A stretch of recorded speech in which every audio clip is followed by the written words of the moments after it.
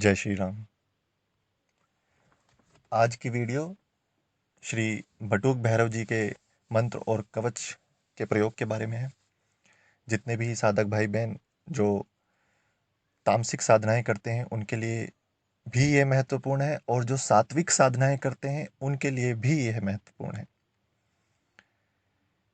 कलयुग में हनुमान जी के अलावा भैरव जी भी ऐसे देव हैं जिनकी पूजा जो है तुरंत फल देती है। ऐसा कहते हैं कि कलयुग में हनुमान जी के अलावा भैरव जी भी उपस्थित हैं। अगर सच्चे मन से उनकी पूजा की जाए तो वह अपने भक्तों की सभी इच्छा पूरी करने में क्षण भर भी देर नहीं करते। और विशेष तौर पे भैरवाष्टमी और अष्टमी के दिन जो भी तंत्र प्रयोग किए जाते हैं, भगवान काल भैरव के मंत्रों का प्रयोग किया जाए तो निश्चित ही हर इच्छा उस साधक की पूरी होती है। पुराणों में जो कथाएं हमें मिलती हैं उसके अनुसार एक बार जो है भगवान विष्णु जी और भगवान ब्रह्मा जी के बीच में किसी बात पर विवाद छिड़ गया कि उनमें से सर्वश्रेष्ठ कौन है। ये इतना बढ़ गया विवाद कि सभी देवता घबरा गए। उन्हें डर था कि दोनों देवताओं के बीच कोई युद्ध न छिड़ जाए और प्रलय ना आ जाए। सभी देवता घबरा गए, भगवान शिव के पास चले गए और उनसे समाधान ढूंढने का निवेदन किया। जिसके बाद भगवान शंकर ने एक सभा का आयोजन किया, जिसमें भगवान शिव ने सभी ज्ञानी ऋषि मुनि और सिद्ध संत, इन सभी आदियों को बुलाया। साथ में ब्रह्मा जी और विष्णु जी भी थे, उनको भी आमंत्रित किया था। इस सभा में निर्णय लिया गया कि सभी देवताओं में भगवान शिव ही सर्वश्रेष्ठ हैं। इस निर्णय को सभी देवताओं समेत भगवान विष्णु ने भी स्वीकार कर लिया, परंतु ब्रह्मा ब्रह्मा जी ने अपने इस फैसले को मानने से जो है इनकार कर दिया। वे भरी सभा में भगवान शिव का अपमान करने लगे। भगवान शंकर ने इस तरह से अपना अपमान जो है वो स्वीकार नहीं किया और उन्होंने रौद्र रूप धारण कर लिया। भगवान शंकर प्रलय के रूप में नजर आने लगे और उनका रौद्र रूप जो है देखकर तीनों लोग भयभीत हो गए। भगवान शिव के इस रौद्र रूप से भगवान भैरव जी प्रकट हुए थे। अब जब वो प्रकट हुए तो वो एक कुत्ते पर सवार थे। शास्त्रों में श्वान बोलते हैं संस्कृत में। उनके हाथ में एक दंड था, एक अस्त्र होता है जो भैरव जी का अस्त्र है। इसी कारण से भगवान शंकर को दंडाधिपति भी कहते हैं। तो पुराणों के अनुसार भैरव जी का जो रूप है वो अत्यंत भयंकर था। उन्होंने ब्रह्मदेव के जो है पांचवा जो सिर था, चारों दिशाओं में और एक पांचवा ऊपर था, वो पांचवा सिर जो है वो काट दिया था। तब ब्रह्मदेव को अपनी इस गलती का एहसास हुआ। तो ये वो कथा है जो पुराणों में थी। तो भैरव जी की पूजा से क्या लाभ मिलते हैं, ये इसका जिक्र जो है नारद पुराण में भी किया गया है। नारद पुराण के अनुसार भैरव जी की पूजा करने से मनुष्य की हर मनोकामना पूर्ण होती है। यदि कोई भी मनुष्य किसी पुराने रोग से पीड़ित है तो वो रोग जो है, वो जो दुख है, वो तकलीफ है, वो दूर हो जाएगी भैरव जी की पूजा करने से, उनका नाम जप, उनका कवच वगैरह ये सब करने से। और यही नहीं, अगर जीवन में शनिदेव और राहु जी की भी बाधाएं होती हैं तो वह भी उनकी कृपा से दूर हो जाती है। तो इनकी पूजा करने से जिस व्यक्ति को डर लगता है अंधेरे से या किसी भी चीज से, उससे उस डर से लड़ने की जो है हिम्मत मिलती है। तो भैरवाष्टमी, कालाष्टमी, इनके दिन अगर पूजा उपासना करी जाए तो सभी शत्रुओं पर अ, और या फिर जितनी भी कोई आप पे कोई गलत शक्तियां किसी ने छोड़ी होंगी, उन सब का नाश हो जाता है। ठीक है। किस दिन? भैरवाष्टमी और कालाष्टमी के दिन। जो भैरव देव जी हैं वो राजस, जो राजसिक होते हैं और तामसिक होते हैं, और यहाँ तक कि जो सात्विक होते हैं, तीनों प्रकार के जो हैं साधना तंत्र प्राप्त होते हैं इनकी पूजा करने से। इसलिए आप सात्विक पूजा करते हैं, राजसिक पूजा करते हैं या फिर तामसिक पूजा करते हैं, तीनों ही तरह के आप साधक अगर हैं तो वो भैरव की पूजा कर सकते हैं।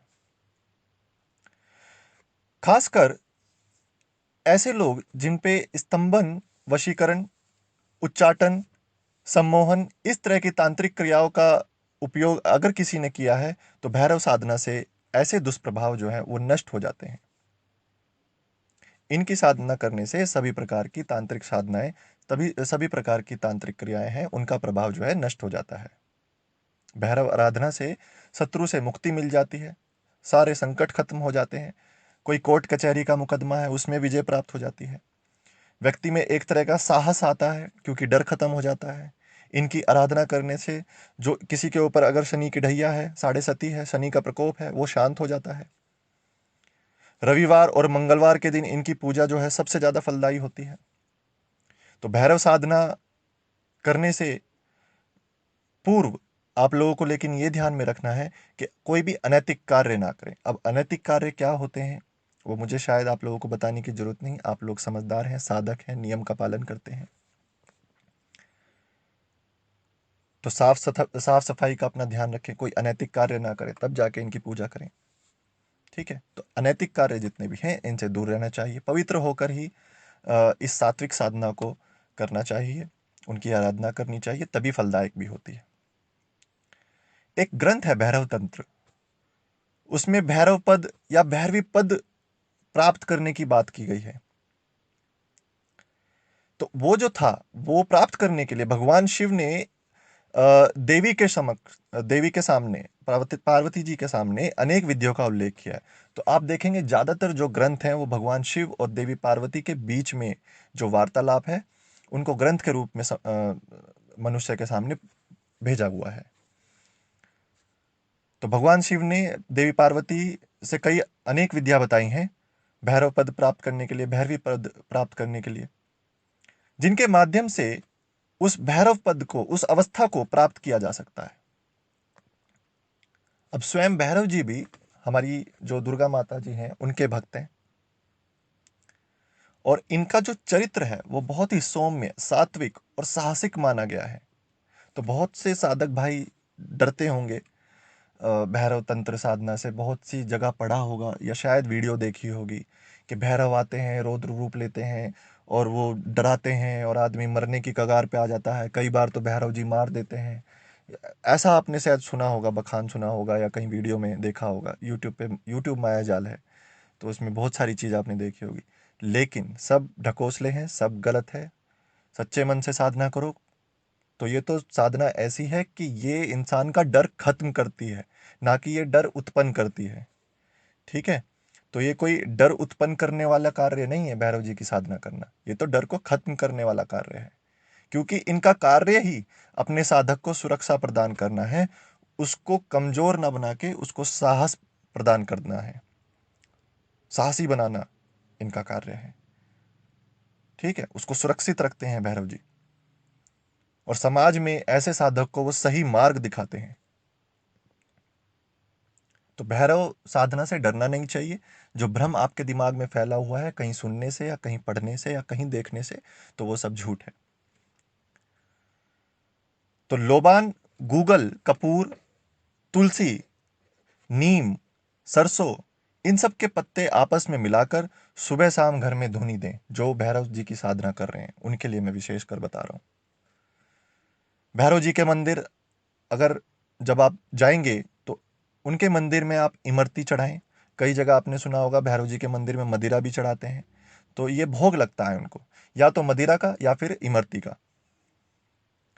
ठीक है, तो सिद्ध एकाक्षी श्रीफल जो है या फिर उड़द भैरव बाबा जी को आप चढ़ा सकते हैं, और इनको चढ़ाते समय आप उनसे मन्नत भी मांग सकते हैं। तो आपकी सभी मान्यताएं, मांग जो आप करते हैं वो पूरी होती है, सभी इच्छाएं पूरी होती हैं। काला कुत्ता जो है वो भैरव जी का जो है सेवक है और उनकी सवारी है। तो काले कुत्ते को इमरती खिलाएं या फिर आप कच्चा दूध भी पिला सकते हैं। ये कुछ ऐसे उपाय हैं जिनसे भैरव जी हैं आपके जीवन में खुश हो सकते हैं, आपको आशीर्वाद दे सकते हैं, आपके सभी रुके हुए बिगड़े हुए काम बन सकते हैं, आपके जीवन में खुशहाली आ सकती है। शनि की साढ़े सती है, शनि का प्रकोप है शनि जी का, तो वो खत्म हो जाता है। शुभ कामों में बार बार बाधा आती है, विलंब होता है, तो रविवार के दिन भैरव जी के मंदिर में सिंदूर का चोला चढ़ा दें, या फिर आप गूगल से निकाल लें बटुक भैरव का स्तोत्र, बटुक भैरव स्तोत्र, उसका पाठ करें रविवार के दिन। तो मैं कोशिश कर रहा हूँ आगे आने वाली वीडियो में आप लोगों को कुछ उपाय भी बताऊं। अब बहुत सारे लोग जो हैं ईमेल के द्वारा कह रहे हैं, और हमारे जो जानकार हैं, जो वीडियो को हमारी देखते हैं वो भी कह रहे हैं कि अब हम उपाय बताना शुरू करें। तो आप लोग कमेंट में बता सकते हैं कि आप लोग उपाय चाहते हैं कि नहीं। वैसे मेरी कोशिश हमेशा ये रहती है कि मैं साधना और जो पौराणिक कथाएं हैं जो हमारे पुराणों में लिखी हैं, ये दोनों तरीके की वीडियो आपको दूं। पर अगर आप लोग उपाय भी चाहते हैं जीवन को सरल बनाने के लिए, सफलता के मार्ग पर आगे ले जाने के लिए, तो आप बता सकते हैं, हम वो भी कर देंगे। मैं सोच रहा था कि श्री रामायण जी जो वाल्मीकि द्वारा जी लिखी गई है, या फिर श्री रामचरितमानस, इन दोनों का बखान वीडियो के द्वारा आप लोगों को बताऊं, इन दोनों का प्रचार प्रसार करूं। और क्योंकि हमारा उद्देश्य यही है, भक्ति मार्ग को दूर दूर तक फैलाना है आप लोगों के माध्यम से, यूट्यूब के माध्यम से, तो उसका भी सुझाव आप दे सकते हैं। रोली, सिंदूर, रक्त चंदन का चूर्ण, लाल फूल, गुड़, उड़द का बड़ा, धान का लावा, ईख का रस, तिल का तेल, लोबान, लाल वस्त्र, भुना हुआ केला, सरसों का तेल, ये सब कुछ ऐसी चीजें हैं जो भैरव जी की बहुत प्रिय वस्तुएं हैं।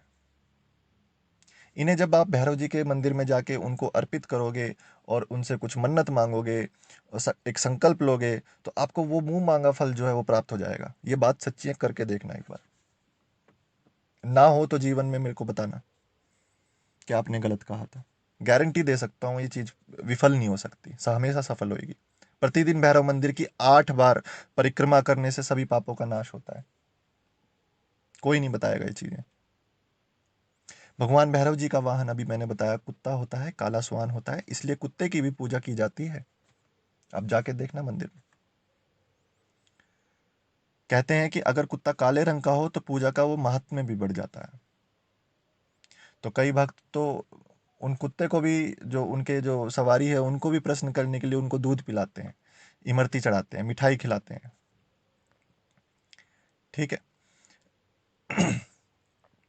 अपने सामने एक सूखा नारियल रखें, एक कपूर की डली रखें, 11 लौंग, 11 इलायची और एक लोबान की धूप रखें।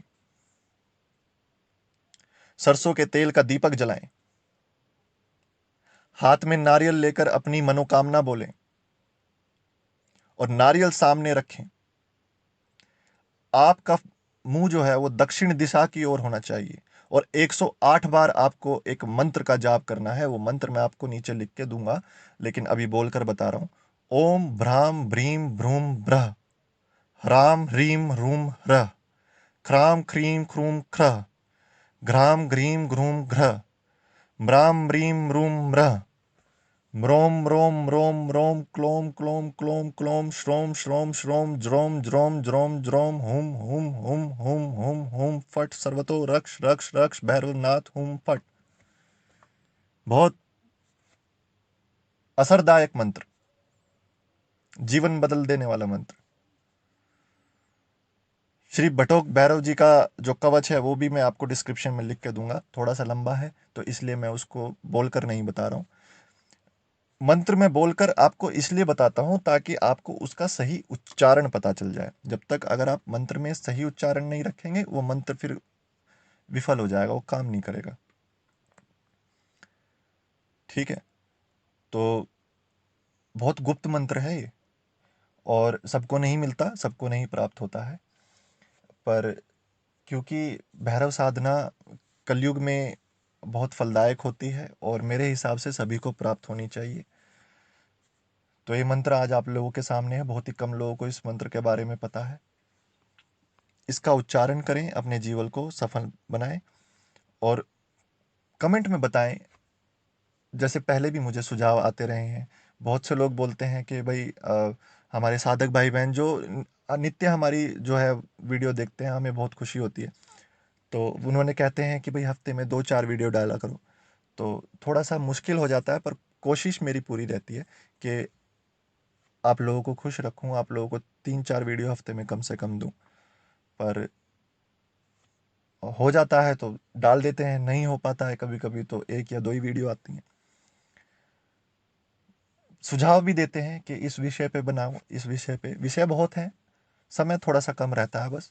पर मिलेगा सब कुछ। जो आप विषय मांग रहे हैं धीरे धीरे सब बताऊंगा। तो आज ये बटुक भैरव और काल भैरव उनकी साधनाओं के बारे में मैंने बताया, भैरव जी के बारे में। ये मंत्र करो, ये बहुत असरदायक मंत्र है। अब करके देखो आप, जीवन ना बदल जाए। ठीक है, फिर आता हूँ अगली वीडियो में। जय श्री राम।